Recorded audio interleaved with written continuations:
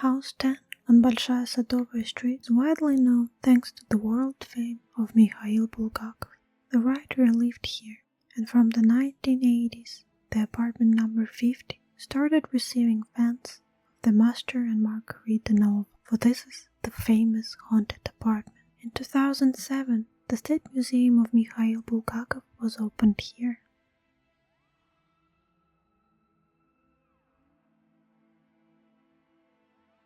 You see, the entrance to the apartment is covered in graffiti dedicated to the author and his novels. The room in the communal apartment number 50 was Bulgakov's first Moscow lodgings. After the defeat of the White Army in the North Caucasus, having been forever separated from his younger brothers who had served in the White Army, and after a failed attempt to immigrate after them, the former doctor set out to conquer the literal capital. In September 1921, Mikhail Bulgakov, a younger man from Kiev, came to Moscow with no money and no belongings to stay there forever. As he wrote in his autobiography, Bulgakov lived here for 3 years with his wife Tatyana Lapa.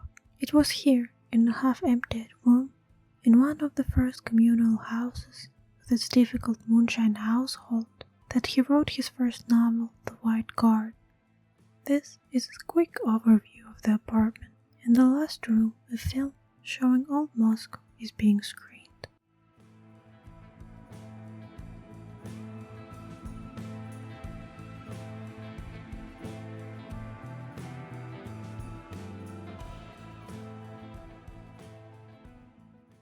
This was the heart and the quintessence of the Soviet 1920s household, the communal kitchen. People from all walks of life were all compelled to live together in a very limited space and would quarrel, argue, laugh, sell under-the-counter moonshine, drinking together. Only a thin strip of the cursed corridor separated the writer from endless scandals. Bulgakov's neighbors became prototypes of his characters from such stories as Tract on Housing Number 13 and the novel A Dead Man's Memoir, in which Bulgakov mocks human fault and ruin and also destroys them by burning down the famous house on Bolshaya Sadovaya.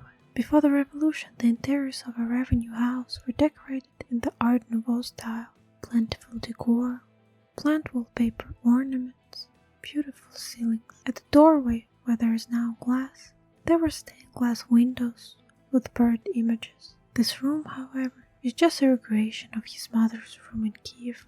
The revenue house, built between 1903 and 1904, changed together with epoch, spacious apartments of artists, actors, engineers, and officials. After the revolution, gave way to the commune apartments, crowded with workers and employees. The densification ended in the 1960s, as the empty apartments turned into squats in the 1990s. And after some 20 years, they became a somewhat expensive real estate. The house on Bolshaya Sadovaya project tells the story of those who lived in this house for more than a century.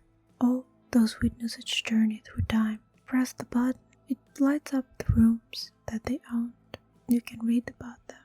The author married Tatyana Lapa, daughter of a state councillor, in spring of 1913. She worked as a nurse with him in an army hospitals during the Great War, and helped him in 1916 and 1917 when he worked as a doctor in a village in Smolensk governance. During the Civil War, she followed him to the Caucasus and later shared the hardships of his early Moscow years. And this is what has left of Mikhail Bulgakov's room. Tatyana Lapa remembered the furnishing of this room: 2 cabinets, a walnut desk, a sofa, big mirror. There were even some dishes. Then we bought a long bookshelf with 2 sphinxes for bookends and hung it above the desk. Only the shelf has survived from the furnishings. When the Bulgakovs had separated in 1924, it stayed with Tatyana. In November 1924, Bulgakov left the house at 10 Bolshaya Sadovaya Street forever, but he never forgot apartment number 50. Several years later, became the prototype of the haunted flat in his novel Master and Margarita.